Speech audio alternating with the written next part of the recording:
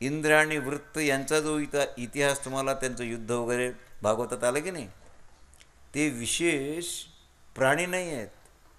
विश्वाची प्राणमयी भूतमयी रचनेचा दृष्टांत आहे तो. वृत्ताचा आणि इंद्राचा जो वृत्तांत आहे, युद्ध, दुसरं काही नाही आहे तो. विश्वाची प्राणमयी आणि भूतमयी रचना. यदरचनस्तता बाधवार्तो बलेंद्रम प्रभुवाणो जैनित माईम ते तमसा योद्धीही. ऋग्वेदाला प्रमाणित केलं आहे ऋग्वेदाने त्याला. इंद्रा, तू तुझ्या शरीराला वाढव, बलाचं बखान कर, काय तुला करायचं असेल ते. आणि युद्धाचं वर्णन माया आहे. तुझा कोणी शत्रूही नाही, तुझा कोणी मित्रही नाही, तुझ्या ठिकाणी काही दुसरं नाही आहे. आणि युद्धवृत्ताचं वर्णन म्हणजे दुसरे देव असुर यात काय गीताकारांनी काय काय सुंदर समन्वय साधला आहे. अश्वत्थ वृक्षाचं ज्ञानच खरं ज्ञान आहे. देवज्ञानाच्या पाठीमागे लावू नका. यस्तम वेद स वेदवित. काय म्हणतो 15व्या अध्याय, यस्तम वेद स वेदवित. अरे अर्जुना, अश्वत्थ वृक्षाचं ज्ञानच खरं ज्ञान आहे, वेदज्ञान आहे. संसार वृक्षाचं खरं रूप कोणी जाणत नाही. ऊर्ध्वमूलमध शाखम आहे ना ते. बुडूक वर आहे, शेंडा खाली आहे, कसं काय जाणाल तुम्ही म्हणाला, असा कसा वृक्ष आहे. ब्रह्मतत्व आहे. ब्रह्मसूर्य समम ज्योती असं यजुर्वेद म्हणतो. 23व्या सुक्ताच्या 48व्या मंत्रात यजुर्वेद म्हणतो ब्रह्मसूर्य समम ज्योती.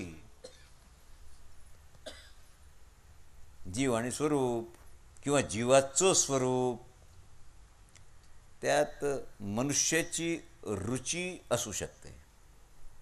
जीव स्वरूप असल्यामुळे माणसाने जर ईश्वरात विश्वास ठेवला, माझी सत्ता अविनाशी आहे की नाशवान आहे. भगवान म्हणतात अर्जुना, 5 इंद्रिय आणि 6वा मन हे प्रकृतीपासून निर्माण झाले आहेत. आणि याला शरीर असं म्हणतात. तुम्ही फिजिकल बॉडीला म्हणता मनश्चेंद्रियाणी प्रकृतीस्थानी कर्षती. ईश्वरंश जीव अविनाशी हे सगळं सांगितलं. डोळा, त्वचा, जिव्हा, नासिका, प्रकृतीची विभूती झाली सगळी. पण वैश्वानर विद्या तू लक्षात ठेवायची. अहम वैश्वानरो भूत्वा प्राणिनाम देहमाश्रितः प्राणापान समायुक्त अपचाम्यन्नम चतुर्विधम. याचा स्पष्ट अर्थ आहे, सृष्टीच्या मूलधारा 2 आहेत, एक सोम आणि दुसरा अग्नी.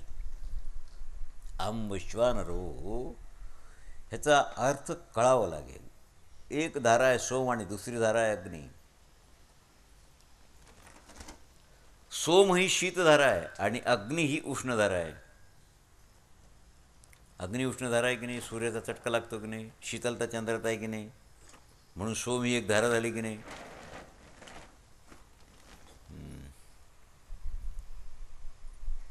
ऋग्वेदाचा पहिला अध्याय, ऋग्वेदाच्या पहिल्या अध्यायाच्या पहिल्या प्रकरणाचा जवळजवळ 15वा किंवा 16वा मंत्र असेल. ऋग्वेद म्हणतो आपी भूयिष्ठाचा अग्निभूयिष्ठाचा. आपो भूयिष्ठाचा आणि अग्निभूयिष्ठा म्हणजे कसं, उष्णशीत कसं सांगितलं. आपो भूयिष्ठा अपब्रीती मृष्टाने इत्यर्थो अब्रीती असं निर्वचन करायचं याचं. तसं अथर्ववेदातही हिमाचं वर्ण आहे. हिम आणि ध्रंस, अग्नि हिम ध्रंसच अथर्ववेद म्हणतो. अग्नी आणि सोम मिळून सगळा संसार आहे. उष्ण आणि शीत सोडून तिसरं काय आहे तुम्हाला. थंडी वाजेल ताप येईल, आहे की नाही. अग्नी आणि शीत 2च गोष्टी आहेत की तिसरं काही आहे. नो नो, तिसरं काहीच नाही आहे. गीताकारांनी वैश्वानर स्पष्ट याची परिभाषा अति स्पष्ट आहे. प्राण आणि अपान. प्राणापान समयुक्त. योगी वर वर वर जातो, सुषुम्ना मार्गानं जातो ना, इडा पिंगळीच्या मध्ये सुषुम्ना मार्गानं जातो. कोणाला नेतो. प्राणापान समयुक्त. प्राणाला अपाना सोडताच येत नाही. म्हणजे प्राणाचं आणि अपानाचं जे रूप आहे ते जीवनी शक्ती आहे आणि शरीरात संचार करते आहे ती. त्याचं सम्मिलित रूप आहे तेच वैश्वानर अग्नी आहे. शतपथ ब्राह्मण पहा, आता त्याला तर काही फार लांब नाही जावं लागत. शतपथ ब्राह्मणात बरंच ब्राह्मणाला माहिती आहे, तर काही विशेष नाही आहे. स एषो अग्निवैश्वानरः यत् पुरुषः शतपथ म्हणते. इथे अग्नीला अन्नाला पचवणारा, अन्नाद म्हणजे पचवणारा असं म्हणतात. तैत्तिरीय ब्राह्मणात हेच आहे. अग्निदेवो वा जठरैः अग्निर्देवानां जठरं तैत्तिरीयो, तैत्तिरीय श्रुती आहे. म्हणजे शौनक आदींनी याचं स्वरूप सांगताना तिष्ठत ते वही भूतानां जठरे जठरे ज्वलन इतकं स्पष्टीकरण करावं लागतं. अहं वैश्वानरो या श्लोकाचं तासभर प्रवचनात हे सांगितलं जाईल सगळं. मी तुम्हाला फार शॉर्ट पण वेदाचे प्रमाण दिले आहे सगळे रुची. सुनिश्चित तापमान आहे प्रत्येक प्राण्याच्या शरीरात. सुनिश्चित तापमान 98 95 झालं गेला, 106 झालं गेला. सुनिश्चित तापमानाचा का अर्थ आहे? अहं वैश्वानरो का? अरे अग्नीचं स्वरूप आहे. याकरता शरीर अवयव हे सगळे त्या टेम्परेचरमध्ये स्वस्थ राहील. ह्याच्यात बिघाड झाला की सगळं बिघडलं. म्हणजे कशावर आहे? चंद्रशक्तीवर आणि सूर्यशक्तीवर शरीर आहे. हायपरटेन्शन, बी पी, हाय बी पी आहे की लो बी पी आहे, कशात आहे? शीतामुळे काय होईल? लो बी पी होईल. हायर टेम्परेचर कधी होईल? बी पी वाढलं कधी वाढलं? सौरशक्ती, चांद्रशक्ती नाही. कारण नाना प्रकारचे पदार्थ अहं वैश्वानरो भूत्वा, तुम्ही काय खाता? कच्चं बाबडं झोपता, त्याच्यानंतर अग्निरूपानं स्थित परमात्मा त्याला पचवतो. तुम्ही झोपले पण तो जागा आहे, पचवतो. म्हणून ऋग्वेद म्हणतो वैश्वानरो येतो ते स्वर्ण. हा ऋग्वेद काय? वैश्वानराव यतते सूर्यन म्हणजे काय लावायचं? हा जो वैश्वानर अग्नी आहे ना, सर्व प्राणी जगताचा राजा आहे. वैश्वानराने कुत्र्याला पचणार नाही, माणसाला पचणार नाही, इंद्रालाही पचणार नाही, कोणालाच पचणार नाही, पण पक्ष्यालाही नाही. कावळा शिजून खातो काय? वाघ मांस शिजून खातो काय?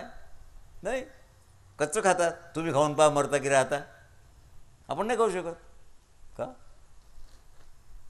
हे कारण आहे याचं. सगळ्यांच्या ठिकाणी जी पाचन शक्ती आहे, वैश्वानराची सत्ता आहे ती, आणि सगळ्याचं मंगल आहे. वैश्वानर विजला की माणूस राख, तुका म्हणे रक्षा झाली आपोआप. वैश्वानर विजला जाळात, राख आहे सगळी.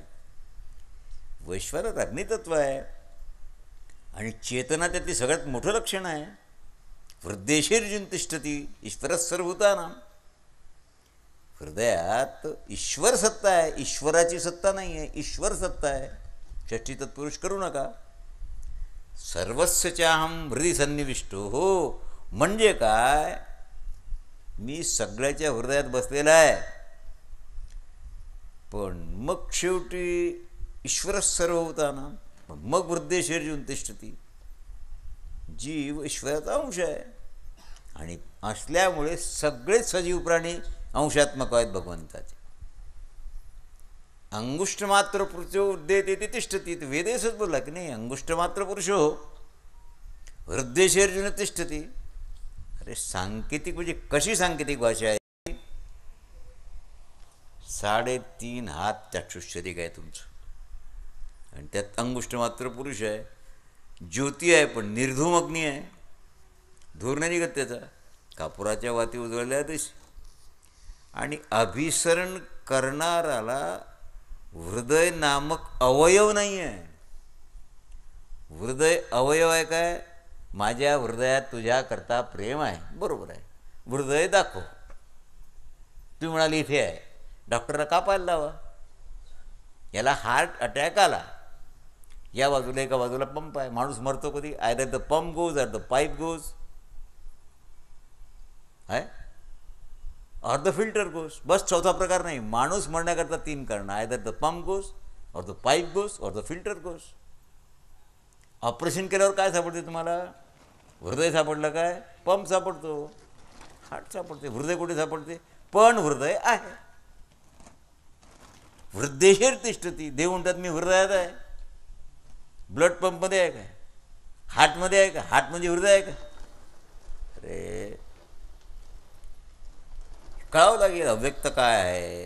हृदय नामक अवयव नाही, रक्ताचं अभिसरण करणारं हृदय नामक अवयव तत्वतः नाही, केंद्र आहे, प्रकृती आहे, अव्यक्त आहे. तुम्हाला काय दिसणार आहे त्याचं? चेतन पुरुष, स्मृती, अज्ञान, ज्ञान याचं कारण आहे. स्मृती आधी स्थूल उपकरणं आहेत, काही सूक्ष्म उपकरणं आहेत. अंतःकरण, अंतःकरण म्हणजे काय? अंत म्हणजे आतलं, करण म्हणजे यंत्र. आतलं यंत्र त्याला अंतःकरण म्हणावं. कान बाह्यकरण आहे, डोळा बाह्यकरण आहे, पण नेत्रेंद्रिय गोलक अंतःकरण आहे. वेदश्च सर्वे रहमेव विद्यो, 15वा श्लोक. वेद विद्या एकमात्र सार, वैश्वानव चेतन, वगैरे वगैरे वगैरे. वेदाची शैली झाली ही. गीता वेदच आहे ना, म्हणून वेदाची शैली आहे अंगीकारलेली. हा अमक्या माणसाकडं त्याची शैली अंगीकारली आहे, दुसरं काही नाही आहे. आणि मग द्वाविम पुरुष लोके क्षरक्षर, आणि उत्तम पुरुषस्त्वन्या, पंचभूताची संज्ञा क्षर. आता हे भूतच भूत आहे सगळी, त्याला काय करता, क्षरक्षर आहे सगळं. पण शरीरात राहणारा अक्षर आहे ना, तो जीव आहे. या अध्यायाचं नावच पुरुषोत्तम योग आहे. आणि पुरुषोत्तमाची व्याख्या स्पष्ट केलेली आहे. अर्थात क्षर आणि अक्षर वा प्रकृती वा जीव या दोघांच्या वर उत्तम पुरुषस्तन्या ही पुरुषोत्तमाची व्याख्या आहे. उत्तमही ते पुरुष हा, ही जी परिभाषा आहे ही दृढ करावी लागेल. आता तुम्हाला प्रक्रिया सांगतो वेदांताची. क्षर अक्षर आणि उत्तम. उत्तम आहे ना, अरे बाबा, उत्तमात क्षर अक्षर नाही, पण क्षर अक्षरात उत्तम आहे. क्षरात अक्षर नाही, पण अक्षरात क्षर आहे. क्षरात अक्षर आहे, क्षरात अक्षर आहे, क्षर अक्षरात उत्तम आहे. उत्तमात क्षराक्षर नाही आणि अक्षरात क्षर नाही, हे लक्षात ठेवा. पित्यात पुत्र आहे की पुत्रात पिता आहे? बोला आता. म्हणजे ही प्रक्रिया तुम्हाला कळली. मग मातीत कुंभार आहे काय घट करणारा? मृत्यकी येऊ बोला ना. पुत्र पित्याचा आत्मा आहे की नाही? नाही, याला गाढव आहेस काय? आणि मग पुत्र पित्याचा आत्मा आहे, पण पिता पुत्राचा आत्मा नाही. मग कोणात काय आहे? अहम ममचा विचार करावा लागेल की नाही? उत्तमात नाही, ते उलट सुलट समजून घ्यावं लागेल. पुत्रात पिता आहे का भाऊ? हो. पित्यात पुत्र आहे का? नाही. कार्य करणे ती याचे, कसं काय राहील त्याच्यात? आणि याचा शेवट केल्यावर त्याला सांगितलं दैव आणि आसुरी संपदा जाणून घे. दैवी संपदेचे गुण अभय, निर्भयता, चित्ताची शुद्धी, ज्ञानात्मक दृष्टिकोन, स्थिरता हे आहेत. स्वाध्याय, तपश्चर्या, कुटिलतेचा अभाव, अहिंसा, सत्याक्रोश. बस माऊलीला विचारा 16 अध्याय झालं, कुठेच पाहू नका. आसुरी संपत्तीचे लोकांचे दोष कमी आहेत, हे गुण फार आहेत. दंभ, दर्भ, अभिमान, हे काय म्हणजे नेहमी अहंकारात राहणं, क्रोध, निष्ठुरता आणि अज्ञान. थोर विषय सुभगे अंगी अंगसाने, माऊलीने सांगून टाकले. एवढे गुण आहेत अंजूळ भरून दैवी संपत्तीचे. आसुरी संपत्तीचे फक्त 7 दोष. अरे तुम्हाला दिसतात संख्येनता, पण थोर विषय सुभगे अंगी अंगसाने. स्त्रीचं अंग लहान दिसते, पण तिच्या अंगात पुरुषाच्या अष्टम काम हा 8 पट काम आहे. मग पुरुषाच्या चित्तात जो काम असतो ना, त्याच्यापेक्षा 8 पट काम स्त्रीच्या चित्तात असतो. शरीर साने थोडंसं दिसते, शरीर लहान दिसते, पण आत काम मोठं आहे. त्याप्रमाणे आसुरी दोष दिसतात लहानसा, पण भयानक परिणाम करणारे आहेत. आसुरी संपत्तीचं लक्षण. आता दंभ म्हणजे काय? दर्प म्हणजे काय? अभिमान म्हणजे काय? क्रोध कशाला म्हणावं? निष्ठुरता कशाला म्हणता? आणि सगळ्यांचं बेस अज्ञान काय आहे? ऋग्वेदात हे सगळं आहे. वेद थोडासा अभ्यास करत जा वेदाचा. ऋग्वेदात सगळं आहे, फार अतिशय प्रमुख आणि म्हणजे महत्त्वोपयोगी म्हणतो मी याला. सृष्टीची व्याख्या देव आणि असुराच्या द्वंद्व युद्धाच्या रूपात केलेली आहे. देवासुर संग्राम, इंद्राबरोबर दैत्याची लढाई. अरे या कथा मनोरंजनाच्या नाही आहेत. ही लढाई आहे दैवी गुणाची आणि आसुरी संपत्तीची. संपत्तीच आहे ती. दैवी संपत्ती आणि आसुरी संपत्तीचं युद्ध आहे देवासुर संग्राम, दुसरं काही नाही आहे. अमृत आणि सत्याची संज्ञा म्हणजे देव. अमृतत्व आहे, सत्य आहे देव. तम मृत्यू अनृत आसुरी लक्षण दृष्टांत मात्र आहेत. काहीही जोडान कितीही जोडायच्यात. आसुरी लक्षणात काळी मास वांडील कोळसा, वरी चोख होईल वायसा, राक्षसही मासा विटो शके, परितया प्राणिया शौचनाई धनंजया, पवित्र देवी भांडिया मध्याची. माऊली म्हणते काळी मास सांडील कोळसा. कोळसा काळेपणा सांडील. वायस म्हणजे कावळा होईल कधी शक्य आहे? राक्षसी मांसा विटू शक्य आहे नाही. परितया प्राणी हे विटतील एकदा. काळीमा सांडील कोळसा, परितया प्राणी या शौच नाही धनंजय. आसुरी संपत्तीच्या माणसाला तो कधी शौच होणेच नाही. पवित्रत्व जेवी भांडिया मद्याची. आत्ता मारून टाकले की नाही दृष्टांतानं. दारू पिण्याचं पात्र आहे ते कशानेही घासा, कशानेही उठा. कधी कधी विटाळलेली भांडी त्यात अग्नी टाकून शुद्ध करतात की नाही? विस्तू टाकून शुद्ध करतात की नाही कधी कधी विशेष प्रसंगाला. पण दारूचं पात्र अग्नीचा बापही टाकला तो शुद्ध होत नाही.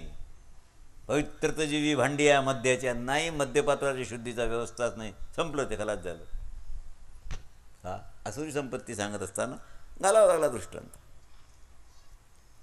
आणि मग काम क्रोध लोभ, काम क्रोधस्था लोभ. नरक तीन नाही आहेत, नरक एक. नरकात जाण्याच्या वाटा तीन. एक कामाची, एक क्रोधाची, एक लोभाची. वाटा तीन पण स्थान एक. नरका हा नरका. तीन प्रकार श्रद्धेचे 17व्या अध्यायात सांगितलं. सत्वानुरूपा सर्वस्य श्रद्धा भवती ही वार. अरे बाबा, आता गुण तसंच हे आलेलं आहे याच्यात. संसारात सत्ता पाहावी लागेल ना, माणसाचा स्वभाव पाहावा लागेल ना, प्रकार आहेत ना. सामान्य वर्गीकरण सत्वगुणी, रजोगुणी, तमोगुणी. पण तीनाचे तीन प्रकार झाले ना. प्रधान उदाहरण द्यावं लागलं गीताकारांना. गुणाचे भेद सांगावे लागले. आहार तीन प्रकारचे, यज्ञ तीन प्रकारचा, तप तीन प्रकारचे, दान तीन प्रकारचे. हे सगळं आहे. तमोगुणी आहे, रजोगुणी आहार आहे, सत्वगुणी आहार आहे. यज्ञ तमोगुणी आहे, रजोगुणी आहे, सत्वगुणी आहे. तप तिन्ही प्रकारचं, दान तिन्ही प्रकारचं. दान केलं आणि त्याचा पुरस्कार केला, पेपरला छापलं, तमोगुणी दान झालं. माझी महती वाढे रजोगुणी झालं. गुप्तदान सत्वगुणी आहे. आहार सत्वगुणयुक्त आहारात तेल नाही आहे, पण मिष्ट पदार्थ, दूध आदी फळ सत्वगुणी आहारात गेले. रजोगुणी पदार्थात म्हणजे आपलं वरण भात पोळी भाजी नाही, हे सत्वगुणी आहारात गेलं बरं. पण रजोगुण्यात भात सत्वगुणी आहे. भाताला फोडणी घातली की रजोगुणी झाला, आणि त्यात कांदा लसूण टाकला की तमोगुणी झाला. गुण कशाने निर्माण केले? मिश्रण. तुम्ही रजोगुणी आहाराला मसाले जो सगळ्यात जास्त खातात ते तमोगुणी, त्याच्यासारखा माणूसच नाही. तमोगुणी मांसाहार, मसाले खाणारा, लसूण खांदी मसूर खाणारा आणि हिंग खाणारा तमोगुणी आहार झाला सगळा हा. ते मसूरचं तसं आहे. मसूर म्हणजे काय, दालमोठ खाता की नाही तुम्ही, त्यात मसूर असते. ते खाल्ल्यावर 27 दिवस रक्तावर त्याचा परिणाम असतो. ते खाल्ल्यावर मेले तर नक्की पशुपक्षीच्या उनीला जातात. एवढं निषिद्ध आहे ते. आता कसं करावं? दुर्गंध आहे ना त्यात, लसूणात जो दुर्गंध आहे, हिंगात जो दुर्गंध आहे, तो 3-3 आठवडे रक्तात असतो ना. आणि माणूस मेला की मग कसं होईल? कारण आहाराचं रक्त बनलेलं आहे सगळं. हिंग जो आणतात ना, तो बैलाच्या चामड्यात आणतात. आणि चांदीचे वर्क तुम्ही वापरता, सोन्याचा वापरा एकदा, पण चांदीचा वर्क निषिद्ध आहे. कारण त्याला बैलाच्या चामड्यात ठोकून पातळ करावं लागते. आता यंत्रणा करतात म्हणून निषिद्ध आहेत. तुम्ही मिठाईला लावता, आता काय गणपती याच्या मूर्तीच्या अंगाला देतात चोपडून. इथे हे महाराज बसले, त्यांना विचारा, मी कित्येक ठिकाणी पाहिलं गाडीतून जाताना, आहे ना, वर्क त्याच्या अंगाला लावताच येत नाही, निषिद्ध आहे ते. हनुमंतरायाची मूर्ती लाल राहू द्या किंवा काळी राहू द्या, अत्यंत स्पष्ट भाषा आहे अध्यायात. सात्विक आहार आहे, ज्याच्यामुळे आयुष्य, मानसिक शक्ती, बल, आरोग्य, सुख, प्रीती याची वृद्धी होते. हा सात्विक यज्ञ आहे. विधीपूर्वक करतो आपण तो सात्विक यज्ञ. ज्याला काहीच येत नाही तो ब्राह्मणाला नावाचा यज्ञ केले तमोगुणी यज्ञ आहे. बिना दक्षिणेचा तमोगुणी आहे. तपानं शरीर, मन, वाणी शुद्ध व्हायला पाहिजे. ब्रह्मचर्य, अहिंसा, पवित्रता हे पूजनीय व्यक्तीचा आदर, हे तप आहे खरं. पण आता काय त्या तपाचं सांगू तुम्हाला मी. खाणं सोडलं, कोणी अग्नीत बसला, कोणी पाण्यात तप करून आले, तमोगुणी तप आहेत. काहीतरी त्याला पाहिजे त्याच्याकरता. सौम्य भाव असावा. मौन सत्वगुणी नाही आहे, मौन तमोगुणी आहे. कारण मौन ठेवणारा माणूस आतून त्याला लवकर क्रोध येतो, म्हणून मौन तमोगुणी आहे.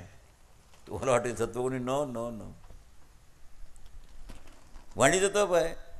स्वाध्याय करणं, कथा कीर्तन हे सगळं वाणीचं तप आहे. प्रिय वचन बोलणं वाणीचं तप आहे. मन प्रसन्न ठेवणं सौम्य भाव आहे सगळा. आत्मसंयम, भावशुद्धी हे सगळं सत्वगुणात गेलं. पण एक दुसऱ्याला काहीतरी पिंचिंग असं बोलणे तर रजोगुणात जाते. आणि शिव्या शाप देणे तमोगुणात गेलं. ओम तत्सत प्राचीन वाक्य, अध्यात्माची व्याख्या. तिन्ही शब्द ब्रह्मवाचक आहेत. ओम तत् पाय लंगडा करा, मचा पाय लंगडा, तचा पाय लंगडा, तिसऱ्या तचा पाय लंगडा, हे ओम तत्सत. ब्रह्माचा संकेत आहे हा. सत्यतू सत्यतू सत्यतू विठ्ठला, बस लावून घ्या अर्थ. ओम तत्सत म्हणजे सत्यतू सत्यतू सत्यतू विठ्ठला. आपल्या वारकऱ्याच्या वाच अगदी सर्व. वेदयज्ञ आणि ब्रह्मतत्व या तिघांना मिळून जीवनाची जी सात्विक धारा आहे हे तिचं वर्णन आहे. दुसरं काय आहे? याकरता वेदाचा सार आहे. ओम तत्सत वेदाचं सार आहे. जीवनात सद्भाव आणि याच्या विपरीत जे असेल असद्भाव सगळा. मग नंतर 18वा अध्याय हा कलशाध्याय. देवळाची या कामा कळसू, परमगंगेशी सिंधू प्रवेश, सुवर्ण कशी शुद्ध 16वा त्याचा. मंदिर बांधल्यावर अपूर्ण आहे जोपर्यंत कळस लावत नाही. देवळाची या कामा कळसू, आता देऊळ पूर्ण झालं. परमगंगेची सिंधू प्रवेश, समुद्राला मिळाल्यावर गंगेची पूर्ता. परम कशी शुद्ध 16वा जायचा. किती कॅरेटचं सोनं आहे? 999 फाईननेस, शुद्ध कस. आता यात सर्व कर्म फलत्याग पूर्वक काम कर्मणाम सम्यक. याला जरा लक्षपूर्वक चिंतन करावं लागतं 18व्या अध्यायाचं. कारण सगळेच विषय आले याच्यात. दुसऱ्या अध्यायापासून 17व्या अध्यायापर्यंतचे सगळे विषय संग्रहित आहे त्याच्यात. याची द्विरुक्ती नाही, पण मैलाच्या दगडासारखं आहे. याच्याकरता तमोगुणी मोह आणि आळस, प्रमाद. तमोगुणाला सगळ्यात प्रिय असेल तर निद्रा, आणि रजोगुणाला सगळ्यात प्रिय असेल तर चांचल्य. हेही करू दे, हेही करू दे, शेती करू दे, व्यापारी करू दे, रोडवर गाडी आणू दे, कर्जानं भेटतात, जोडीही शिवू देच, काय त्याची तृप्ती होतच नाही. सत्वगुणाचा ओढा भजनाकडे राहील. 3 गुणाची व्यवस्था आहे. नाही देहवर्ता शक्यम तत् कर्माण शेषतः. याकरता कर्मफल सोडून त्यागी व्हा. कर्म सोडून त्यागी नाही. कर्म करा पण कर्माचं फल सोडा आणि त्यागी व्हा. आधी तर जी व्यक्ती स्वतःला कर्ता म्हणून कर्म करते ती संपूर्ण अहंकारानं भरून जाते. सगळं कर्मच बिघडलं, त्याचं काहीच नाही राहिलं. मन अहंकारानं भरलं, वागण्यात अहंकार आहे, नष्ट झालं, सगळं मेला झालं. कोणते कर्माचे अंग दोन आहेत? कारण कर्म प्रेरणा मनात होते आणि मग कर्मक्रिया काय, चोरी आधी मनात आहे मग चोर चोरी करतो. कोणतंही कर्म मनात आल्यापासून करताच येत नाही. माझ्या मनात आलं मग मी बोलून राहिलो. कर्मचोदना, कर्मसंग्रह, कर्माची प्रेरणा तीन भागात होते. एक कर्म, कर्माचा संबंधी विचार आणि कर्म करणारा परिज्ञाता म्हणजे व्यक्ती. विचार, ज्ञान, ज्ञेय तीन भाग, हे सगळे तीन भाग आहेत. या ज्ञान, कर्म आणि कर्ता, सत्व, रज आणि तम हे सगळं लावून घ्यायचं. उत्तम ज्ञान कोणतं आहे? ज्यात कर्माची प्रेरणा किंवा भावना सर्व प्राण्यात ईश्वराची सत्ता मानेल ते खरं ज्ञान आहे. वृक्षाची पान हाले ज्याची, त्याला इंग्रजीत म्हणायचं असेल तर nothing can be done unless God has mind to help us. बस. वृक्षाचंही पान, त्याच्या सत्य वाचून कस्मिन कर्म तीन प्रकारचं आवश्यक आहे. संगरहित, भावानं केलेलं आणि रागद्वेष रहित. राग म्हणजे आसक्ती, राग म्हणजे क्रोध नाही. कर्ता तीन प्रकारचा आहे. निसंग आहे, संग नाही, अहंकार नाही, धृती उत्साह रहित वगैरे. विशुद्ध कर्माची जी स्थापना आहे, अनेक गोष्टी आहेत त्याच्यात. त्याच्याकरता गीताशास्त्राची निर्मिती झाली आहे. कर्ता, कर्म आणि ज्ञान त्रिगुणात्मक भेद दाखवून मग मनुष्यबुद्धी आणि धृती याचा विचार केलेला आहे. 18व्या अध्यायात 32व्या श्लोकापर्यंत हे सगळं आलेलं आहे. सर्वार्थान विपरीतांश्च. धृती चरित्राचं गुण आहे सगळे, ज्याच्याद्वारा मनुष्य मनात उठलेलं कामाधिकाचं तुफान आहे त्याला दृढ चित्तानं नियमित करतो. धृती तीन प्रकारची आहे, मन, प्राण आणि इंद्रिय. ह्याच्यामुळे एकाग्रता तुम्ही साधू शकता. का सांगितलं आहे तुम्हाला? नित्य नियमात तुमच्या आहेत हे सगळं. मनुष्य पृथ्वीवरचे, स्वर्ग त्याच्या देवता, काय जीव, हे पुन्हा थोडंसं दिरुक्तीचं आहे. गीताकारानं सगळं वर्ण धर्म अनुसार वाटलेलं, वाटणी झालेलं स्पष्ट केलं आहे तुमच्यासमोर. ब्राह्मण, क्षत्रिय, वैश्य, शूद्र ह्याच्या स्वभाव कर्माचं वर्णन केलेलं आहे. 12 गुण ब्राह्मणाचे आहेत, 9 क्षत्रियाचे आहेत, वैश्याचं कृषी व्यापार आहे, सेवा शूद्राला. अरे हे याच्याकरता आहे, हे गुण आहे सगळे, अवगुण नाही आहेत. हे गुण ज्यात दिसतील तो ब्राह्मण, हे गुण ज्यात दिसतील तो क्षत्रिय, हे गुण किंवा हे करतो तो वैश्य, हे कर्म करतो तो शूद्र. फार सोपं आहे.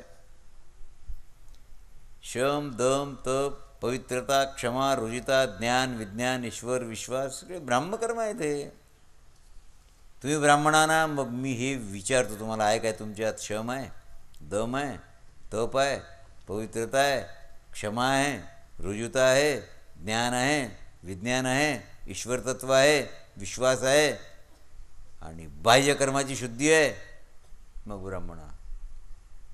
काही आहेत आणि काही नाहीत मग ब्राह्मण नाही. दुसरं काही आहे. ब्राह्मणाची लक्षणं आहेत. स्वाध्याय, ज्ञान आदी लक्षणं. आता काय सांगू तुम्हाला? क्षत्रिय आहे, शौर्य आहे, तेज आहे. उंदीर दिसता घाबरताना कशाचं? शौर्य आहे मातीचं. हातभर सर्प निघाला, धावा धावा धावा, वारे क्षत्रियाची अवलाद. कशाचा क्षत्रिय? काय सांगावं तुम्हाला? संसारात दक्षता लागते. विजय, दान, आणि क्षत्रियाचा मुख्य धर्म आहे दान. दान गुण नसेल क्षत्रिय सिद्धच होत नाही. राज्यशक्ती, स्वाभाविक कर्म आहेत हे त्यांचे, आणि स्वाभाविक कर्म आहेत वैश्याचे कृषी आणि व्यापार. स्वाभाविक कर्म. तसं माशाच्या पिलाला पोहणं शिकवावं नाही लागत. तसं मग सोनारं पो, शिंपू सो, काय ते वैश्य आहेत की सगळे व्यापारी वगैरे शेतकरी, शेतकऱ्याच्या मुलाला वखर कसा जुंपावा हे शिकवायचं कामच नाही. तुम्हाला शिकवावं लागेल. साहेब लोकांना, चोयण्यावाल्याला, धोतराला काय माती शिकवावं लागतं का? तर माहीत त्याचा नैसर्गिक हेरिडिटी नाहीत, त्याच्यात अनुवंशिकतेनं आलेले आहेत ते. लोकांना कसं फसवावं, कसं कमी वजन द्यावं हे वैश्याच्या पोराला शिकवावं लागतं का? व्यापाराच्या पोराला शिकवावं लागत नाही. आता बँकेचे व्यवहार करणाऱ्याला खोटं बोलणं शिकवावं लागत नाही. का रे बाप कुठे आहे? बाहेर गेले. तीस किती वेळ फोन करा, सांग सांग सांग सांग घरी नाही म्हणून. त्याला माहीत आहे 15,000 काय सांग घरी नाही. त्याला खोटं बोलणं शिकवावंच लागत नाही. हेरिडिटी आहे की नाही? हां, त्याला काय कर. मला सांगायचं आहे की वर्धन कसं काय कोणाचं आहे? स्वाभाविक कर्म कोणतं आहे? शूद्राचं स्वाभाविक कर्म आहे परिचर्या. इथं असं म्हणतो, परिचर्या म्हणजे सेवा. समजा मी माझ्या गुरुजीची सेवा करी, मी शूद्र आहे का? अरे सेवा करतो त्यांची म्हणून शूद्र आहे. आणि शेती कृषाकर्म करतो वैश्य आहे. संसार जिंकणारे वारकरी शूर आहेत म्हणून क्षत्रिय आहेत. आणि ब्राह्मणाचे सगळे गुरु आहेत म्हणून ब्राह्मण आहेत. एका व्यक्तीत ब्राह्मण, क्षत्रिय, वैश्य, शूद्र आहेत. तुम्ही म्हणता मी ब्राह्मण, तुम्ही म्हणता मी क्षत्रिय. वेडे आहात तुम्ही. ब्राह्मणात शूद्रत्व नाही, शूद्रात ब्राह्मणत्व नाही. चोखोबा महार आहेत की ब्राह्मण आहेत? हां, आणि मग ज्याला साधी गायत्री येत नाही तो ब्राह्मण आहे की चांडाल आहे? मग आली की नाही पंचायत? म्हणून त्याचा विकास तुम्हाला करावा लागतो. ज्याचा प्रवृत्ती भूतानाम येन सर्वजम ततम सर्वनाम 46वा श्लोक आहे. ज्याच्यात कोणतीच त्रुटी नाही. त्रुटी कर्म करणारा करता अनासक्त बुद्धी असावा, जितेंद्रिय आणि विगत स्पृह असावा. माझ्यापुढे नाही, माझ्यापुढेचा प्रश्नच नाही.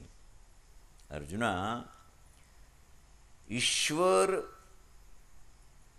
परमदैवत आहे. ध्यान कोणाचं कराल? आता संन्यास बिन्यास कर्मयोग अंतिम लक्ष ब्रह्मसाक्षात्कार प्रत्येकाचा आहे. तुम्ही मी प्रत्येकाला सुख अभिप्रेत आहे की नाही? आहे, कोणी असो. पण सुख प्राप्ती करता जे कर्म करायला पाहिजे ती कर्म आपण विविध प्रकारानं करतो. एक शेठजी आहे, त्याला वाटते मला कोट्यावधी रुपये मिळाले की सुख होईल, मला 500 टिपांची शेती मिळाली की सुख होईल, मला ज्ञानेश्वरी सांगता आली की सुख होईल, कीर्तन करता आलं की सुख होईल. यानं सुख झाला आहे कोणाला? की सुखाचा भ्रम झाला? मला सांगा तुम्ही. तुम्हाला सुख मिळावं असं वाटते, पण मार्ग चुकीचे आहेत ना. सुखाचा मार्ग इकडे, तुम्ही चालून राहिले या दिशेला, एक ते पूर्वेकडे, दुसरे पश्चिमेकडे. भेट होणे. सुख कसं मिळेल तुम्हाला? कारण सुखाचा मार्गच चुकीचा आहे. दिल्लीला आपण आलो, थोडेसे पुढे गेलो, स्टोनवर लिहिलं 20 किलोमीटर, 12 लिहिलं होतं. खरे 12 किलोमीटर आहे का सांगितलं नाही. दिल्ली 12 किलोमीटर मागं सुटली.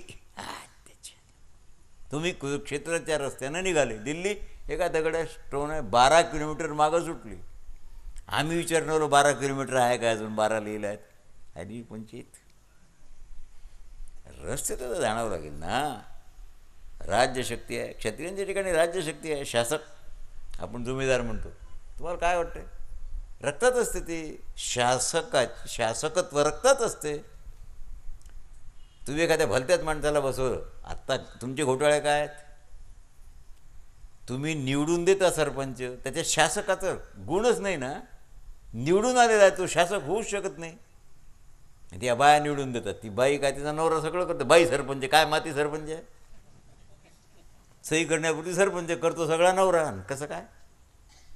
म्हणून मी सगळी डेमोक्रेसी सांगितलं. फॉल्स डेमोक्रेसी आहे सगळी. कारण आधीच निवडलेले आणि त्यात निवडणूक, अधिकस्य अधिकम फलम. काय सांगावं तुम्हाला. हे गुण कशा करतायत? मग हे येतात प्रवृत्ती कशा करताय? अरे संन्यास असो की कर्मयोग असो, अंतिम लक्ष फक्त ब्रह्मसाक्षात्कार, ब्रह्मप्राप्ती आहे. कोणत्याही मार्गाने जा. ईश्वरपरायणता सगळ्यात महत्त्वाची आहे. सिद्धांत तो सिद्धांत. सहजं कर्म कोणते, सहज कर्म कर. सहज बोलणे हितोपदेश. संत सहज बोलतात, आपल्या हिताचं बोलतात, उपदेश करतात. मायाशक्तीमुळे प्राण्यांच्या ठिकाणी हे फिरणं आहे. ईश्वर सर्वभूतानां, ईश्वर सगळ्याच्या हृदयात आहे. तो त्याच्या मायाशक्तीनं प्राण्याला सारखा फिरून राहिला. ज्याप्रमाणे चाकावर पडलेलं भांडं फिरत राहते, त्याला फिरवा एकदा गती दिली की फिरत राहते. त्याला भोरा फिरवतात की नाही पोरं. मग मी तुला सांगितलं सगळं. आता तुझ्या इच्छेला येईल त्याप्रमाणे कर. आलो 63व्या श्लोकापर्यंत. मी तुला काय सांगितलं, तू माझा अत्यंत प्रियकर आहेस म्हणून सांगितलं. प्रिय आहेस मला. आणि सांगितलंही तेच की ज्यात तुझं निश्चित हित होईल. मी तुमच्यासमोर बोलून राहिलो 15 दिवस झाले सदमा. तुम्ही मला धन देऊन राहिले काय, ही अशी भगवी शाल देणारा काय, नाही. नारळ देणारा काय, माझी स्तुती करणारा काय, की स्तोत्र रचणार आहात. मग मी बावळट काय तुमच्यासमोर बोलून राहिलो. खरं उत्तर काय आहे?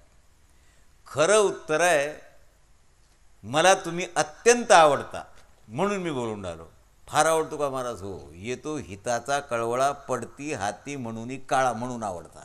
शहाणे दिसता, चांगल्या नरकाला जाल, कारण बेस्वर ज्ञान आहे म्हणून त्याच्या ठिकाणी ज्ञान घालावं लागेल. याच्याकरता सांगून राहिलो. माझी आवड का? याच्याकरता आवड आहे साधू संतांची. यांना कळत नाही, हे म्हणतात आम्ही शहाणे, पण शहाणे नाही आहेत. शहाणे असते तर संसारात गुंतलेले असते काय? नाही. म्हणजे तू मला आवडतोस म्हणून तुला हे सांगतो. आणि आवडीचं कारण काय? तू मला प्रिय काय? अरे मी सांगतो ते ऐकून राहिलायस तू, त्याप्रमाणे आचरण करतो म्हणून मला प्रिय आहेस. आणि मी सांगून राहिलो तेच की ज्यानं तुझं हित होईल. अनिताचं मी सांगत नाही. मी तुला म्हणतो काय लोणचं खा, मी तुला म्हणतो लाडू खा. तू म्हणतो आवडत नाही, मग बरं खा लोणचं. आम्ही तुम्हाला मिष्टान्नाचं भोजन देऊन राहिलो की चटणी लोणचं कोशिंबीर देऊन राहिलो? चटणी लोणचं कोशिंबीर ह्या बायाची युक्ती आहे. ताट भरण्याची शोभा आहे. ते भरलेलं ताट दिसावं. कोण खातो त्याला? माती सगळे तसे तसे. मग तुम्ही खाता मागून. शोभा आहे ती जागा आटवण्याची. काय खाईल माणूस? अरे बाबा, हित होईल ते सांगतो म्हणून शेवटचं तुला सांगतो. मन माझ्यात लाव. पुन्हा तो श्लोक आहे 9व्या अध्यायासारखा. मन्मना भवमद्भक्ती मध्य अनिमाम नमस्कुरु मामे वैश्यशी सत्यम. आता प्रियोसी मे घातलं का? एक 1/4 शेपूट बदललं श्लोकाचं, दुसरं काहीच केलं नाही. मन्मना भवमद्भक्तो मध्याम जिमान नमस्कुरु मामे वैश्यसी युक्तैव महात्मानं मत्परायण. 9वा अध्याय झाला. पण प्रियोसी मे 18वा अध्याय झाला. तू माझा भक्त हो, मन माझ्यात लाव, माझं तेजन कर, मलात प्रणाम कर आणि माझ्यात जवळ राहा. ही माझी सत्य प्रतिज्ञा आहे रे बाबा. सर्व धर्मान परित्यज्य फक्त मात्र माझी एकट्याची शरण. सर्वधर्म माम एकम शरणम मग हंत्वा सर्वपापे विमोक्षिष्यामि मा शुचः. मी सांगतो याप्रमाणे वागला. माणसाजवळ 25 धर्म आहेत, अनेक धर्म. गोपींना सांगितलं सगळे धर्म सोडा, अर्जुनाला सांगितलं सगळे धर्म सोडा. आपल्याला सांगतच नाही की सर्व धर्म सोडा. कारण त्याला माहीत आहे की 10-12 धर्मांना गुंतलेले आहेत. हे सगळे सोडणार नाहीत. गोपी सोडू शकल्या, अर्जुन सोडू शकला. फक्त का? माम एकम शरणम व्रज. एकम एकम एकम. तुम्ही संसाराला शरण गेलेल्या दिसू देत नाही. बायकोला शरण गेलेले, कट्ट्याला शरण गेलेले, धनाला शरण गेलेले, सत्तेला शरण गेलेले. कशाला शरण गेलेले नाही तुम्ही? अनेकांना शरण गेलेले. इथे तर माम एकम, only and only, no more. मग हम तो सर्वपापेभ्यो. तू मला एकट्याला शरण आला ना, पापाची काय चिंता करतो? पापेभ्यो म्हणजे पाप, पापाची वासना आणि पापाचं फल. मी खातो सगळे, मी नष्ट करतो. पापही नष्ट करतो, पापाची वासनाही नाही होणार कधी.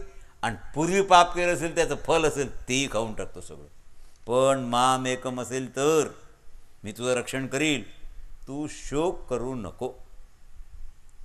भगवंतानी अंतिम उपदेश आश्वासन प्रदान दिलेला आहे. गीताचा हा धर्मयुक्त जो संवाद आहे ना, हा ज्ञानयज्ञ आहे. ज्ञानयज्ञ काय समिधा जाळण्याचा यज्ञ नाही आहे. ज्ञानयज्ञाचा आश्रय घ्यावा लागेल तुम्हाला. आणि श्रद्धावान लभते ज्ञानम, श्रद्धे वाचून घेता येणार. ईर्ष्यारहित भाव असेल तर ज्ञानयज्ञाचं पूर्ण फल प्राप्त होईल. शेवटी देव म्हणतात, अर्जुना एक लक्षात ठेव, मी जे तुला ज्ञान दिलं ना, हे अश्रद्धाला सांगू नको. गुरुसेवे ढिला त्याला सांगू नको. जो म्हणतो मी गुरुची सेवा करतो, पण जो ढिला आहे, कधी आहे कधी नाही, त्याला हे ज्ञान सांगू नको. तो याचा अधिकारी नाही आहे. पूर्ण गुरुभक्तीत आहे काय, पूर्ण श्रद्धेने युक्त आहे काय. आणि मग शेवटी विचारलं, करे बो मोह गेला काय तुझा.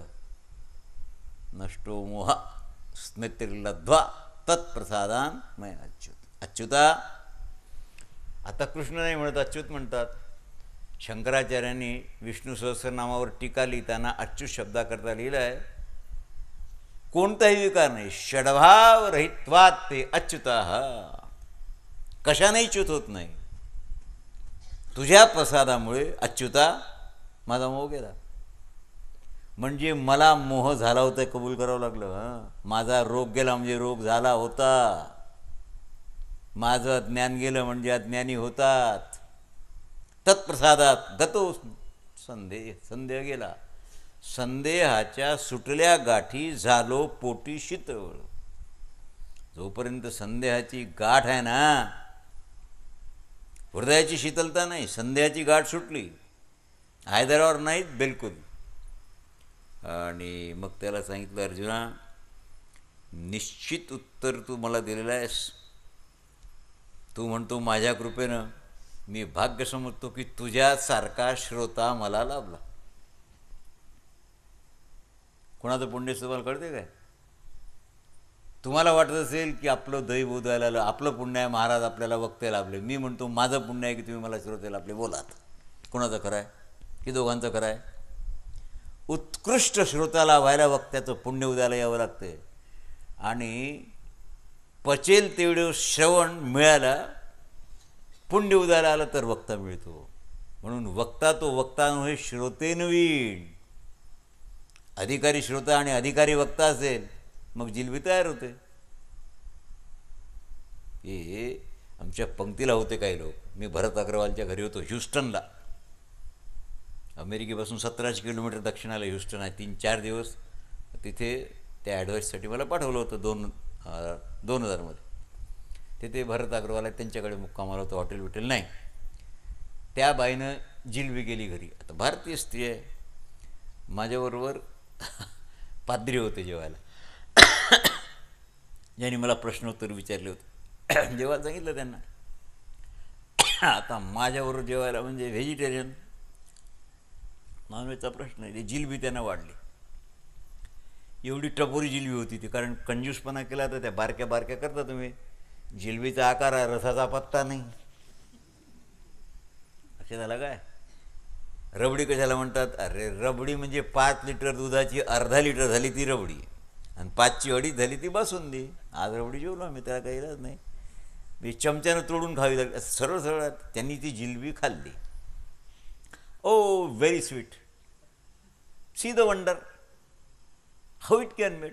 हे तो म्हणे की लेखचं कसं काय. त्या बायाने सांगितलं, sir after some time I will tell you.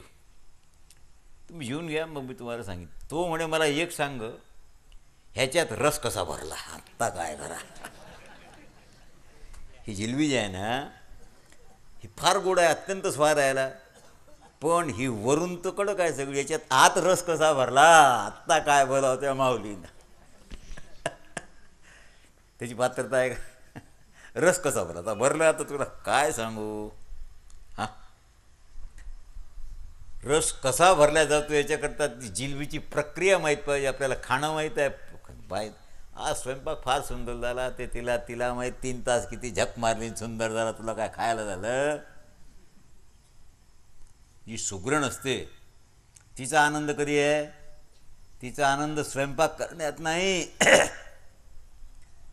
तुम्ही ओव्हरडोस, एक पोळी जेवणारे 2 जेवले, 2ची 4 खाल्ले वस्तू, तर तिला आनंद आहे की मग सुगरण सिद्ध झाली. कारण स्वयंपाक आवडीनं खाल्ला तर तिला आनंद. लेकरू आहे, दूध प्याल्यावर मातेला आनंद. हे लक्षात ठेवत जा जरा. दूध नाही प्यायला आजारी आहे. भगवंत म्हणतात, मी हे तुझ्याकरता नाही सांगितलं रे भाऊ, तुला जे सांगितलं ते मला आनंद झाला म्हणून तुला सांगितलं. आनंदाची व्यवस्था आहे सगळी. म्हणून मी सांगतो, खरा वक्ता असेल त्याला आनंद व्हावा. अधिकारी श्रोते आहेत त्यांच्यासमोर बोलल्यावर मग तुम्ही उपाशी सांगायचा प्रसंग आला आणि थकून मेले तरी चालेल, तरी प्रसन्नता पाहिजे तुमची. का? गीता संपली, पुढे भूष्मयुद्ध वर्णन आहे. वेळ आपली संपत आली. 2 मिनटं मी तुम्हाला सांगतो. आनंदाची डोही, आनंद तरंग, आनंदाची अंग, आनंदाची. मी 2 ठिकाणी 15-15 दिवस बोललो. आनंद मला तिथेही झाला, पण तो वेगळ्या प्रकारचा आहे. प्रकार थोडासा वेगळा याच्याकरता आहे की श्रोते आहेत, बहुसंख्येने आहेत, अत्यंत श्रद्धा आहे, पण मी सांगितलेलं सगळं कळणारे श्रोते नाहीत. ही पंचायत आहे. माऊलीसमोर निवृत्तीनाथ बसले आहेत, सोपान काका आहेत, मुक्ताबाई आहेत, चांगदेवाडी आहेत. आता 100-200 श्रोते थोडंच आहेत का नेवाशाला. ज्ञानेश्वरीचा जन्म जेव्हा झाला, मुडद्याकडून लिहायला लावली. श्रोता किती? 4-5 श्रोते. पण त्या श्रोत्याचा अधिकार म्हणून निर्माण झालं. निवृत्तीनाथ महाराज समोर नसते तर निर्मिती तर झाली असती, पण मावळवीत विश्वाभासू नवरविला चंडांशू हे निर्माण झालं नसतं. महिमा कोणाचा आहे? म्हणून मी तुम्हाला सांगतो, मी त्याच्या व्यापाराच्या बाबतीत नाहीत बोलत, पण मी काही लोकांना सांगितलं, तुम्ही एकही कॅसेट इथली आणू नका. काही ठिकाणी विरक्ती आहे, पण इथल्या कॅसेट्समध्ये जो रस आहे ना जिलबीसारखा, तो या 13-14 दिवसाच्या कॅसेट्समध्ये आहे. तो सीट ऐका तुम्ही. का? मी बोललो की तुम्ही मला बोलवलं, मला या प्रकारानं बोलवायला भाग पाडणं म्हणजे तुमची ग्रेड त्याची सिद्धी आहे, तुमचा अधिकार श्रवणाचा. तुम्ही जे श्रोते आहात तुमची ग्रेड आहे. त्यांनी मला बोलवलेलं आहे, हे सत्य सांगतो, त्रिवार सत्य तुम्हाला. स्त्री पुरुषा भेद नाही, कारण मला कळत असते कोणता श्रोता पचून राहिला, कोण ऐकून राहिला, कोण झोपून राहिला, कोणाचा अधिकार. माझे 2 डोळे सगळ्यांना पाहत असतात. आणि मग हे सगळं निर्माण. हा काही शेवटचं प्रवचन नाही आहे, 2 लेक्चर्स आहेत मला अजून, पण मी तुम्हाला सत्य सांगतो, कारण मी तसंही सत्य बोलतो. आणि या व्यासपीठावर ते एक अक्षरी असत्य गेलं की सगळं गेलं बाहेर. माझा शिष्यवर्ग, स्वामीचा भक्तवर्ग, अत्यंत निष्ठावान, अत्यंत निष्ठावान. त्यांच्या निष्ठेकरता त्यांची स्तुती कायद्यात बसत नाही तरी करावी लागेल, तनानं, मनानं, धनानं. बरं. आणि समन्वित आहे. मी नेहमीच मंदिरं, संस्था नेहमीच पाहतो, पण पगार न घेता स्वार्थरहित काळे गुरुजीसारखा संस्थान चालवणारा एकही माणूस मी पाहिला नाही, तुम्हाला सत्य सांगतो. आणि सत्य बोलणाऱ्या माणसाची वाणी कठोर राहील. माझी वाणी कठोर आहे की नाही? सत्य बोलतो आहे की नाही? जो भेसळ चालवतो तो सत्य नाही बोलणार. सत्य नेहमी कटू आहे.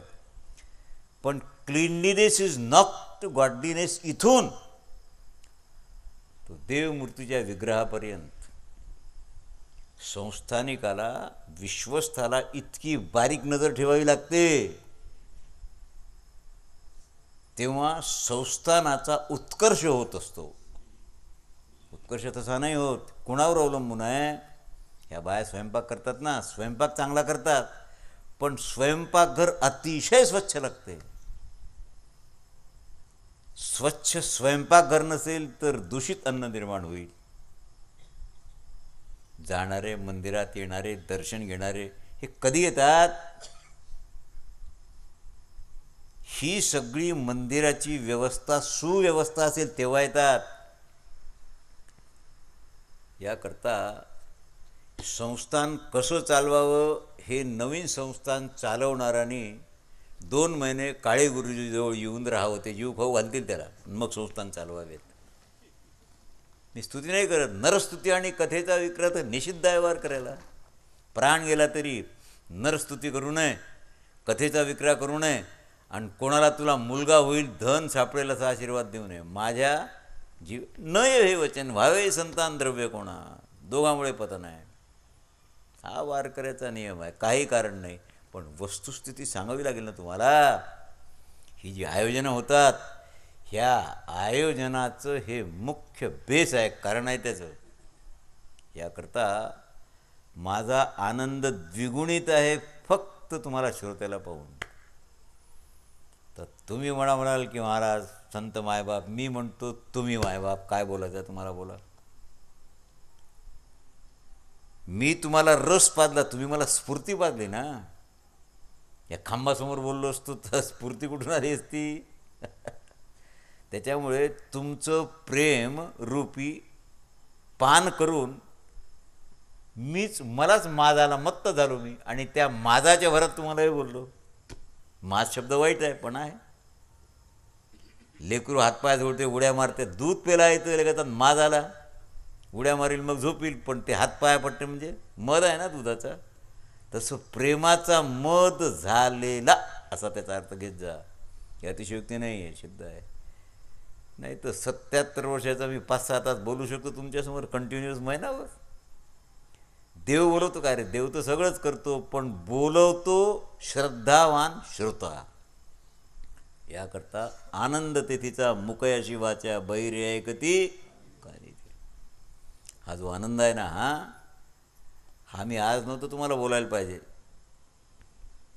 उद्या बोललो असतो, आजच बोलून घेतलं. कल तक कौन बचेगा कौन मरेगा कौन जाने क्या है, क्षणभंगूर नाही भरोसा. याकरता ईश्वर तुम्हाला सगळ्याला सद्बुद्धी देऊ. फक्त हात जोडून माझी विनंती एकच आहे. जगात शेराला नेहमी संवा शेर आहे. आमच्या महाराजसारखं कोणी बघता नाही हे कधीही म्हणू नका. प्राण गेलं तरी मला आवडणारी नाही, आणि मला स्तुती करून अहंकार निर्माण कराल तर मला नरकाला धाडाल, लक्षात ठेवा. बरं बोलतात इथपर्यंत ठीक आहे, पण त्याच्या पुढचं बोलणं म्हणजे ज्याची स्तुती करतो त्याला अहंकारानं भरून देणं असते. मायबाप आहे निंदक, पापाचं हरण करतो की नाही, म्हणून निंदकाचे घर असावे. याकरता महाराजला अजून 77 वर्ष झाले, बरोबर बोलता येत नाही, असं बोलत जा. दुसऱ्याजवळ बोलताना तुम्ही मला कसं बोलावं, आता बोला तुम्हाला बोलता येईल तसं. आता रावण आहे स्वस्ती, राम आहे स्वस्ती, नरोवा कुंजरोवा.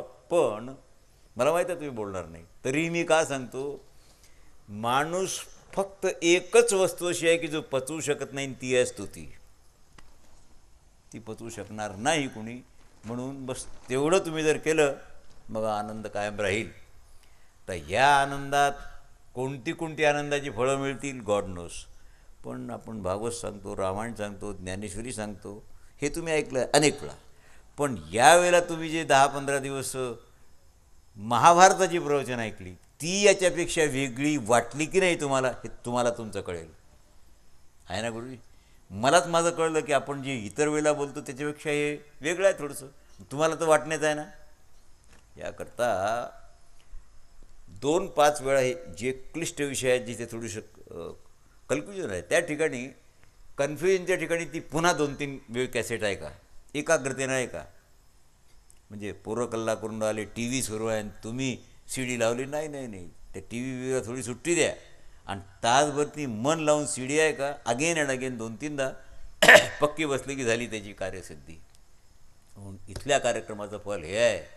हे तुम्हाला मी उद्या मेलो, काही झालं, काही हो, पण तुम्हाला जे ह्या सी डीज किंवा कॅसेट्स आहेत ह्या तुम्हाला अतिशय सात्विक आनंद देतील आणि प्रसन्नताही देतील. याकरता उद्या मला 2 प्रवचनात थोडासा भीष्मपर्व सांगून द्रोण पर्वापासून पुढचं सांगायचं आहे, कारण मधलं शांतीपर्व मी आधीच सांगून टाकलं म्हणून तो सुटला फार मोठा.